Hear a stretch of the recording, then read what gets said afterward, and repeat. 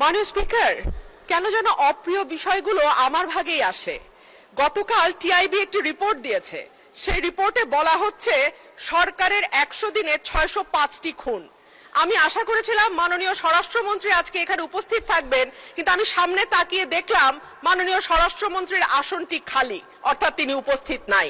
কি আর করা, তার অনুপস্থিতিতেই বলি। সরকারের প্রথম 100 দিনে দেশে হত্যা, অপহরণ সহ বিভিন্ন অপরাধে উদ্বেগজনক হারে ঘটেছে বলে দাবি করছে ট্রান্সপারেন্সি ইন্টারন্যাশনাল বাংলাদেশ। এই সময় দেশে 605টি খুন, 196টি অপহরণের ঘটনা ঘটেছে বলে জানায় সংস্থাটি।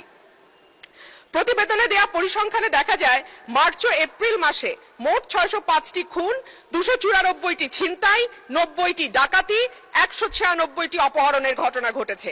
একই সময় পুলিশের উপর হামলার ঘটনা ঘটেছে 129টি, চুরির ঘটনা 2214টি। এছাড়া নারী ও শিশু নির্যাতনের ঘটনা ছিল 3496টি। আলোচিত সময় ধর্ষণের শিকার হয়েছে 78 থেকে 102 জন, গণধর্ষণের শিকার 30 থেকে 36 এবং ধর্ষণের শিকার শিশুর সংখ্যা 49 থেকে 71 জন। মাননীয় স্পিকার, আমাদের এই পরিসংখ্যানটি স্পষ্ট করে দেয় বাংলাদেশে গত 3 মাসে আইন শৃঙ্খলা পরিস্থিতির অবস্থা কি।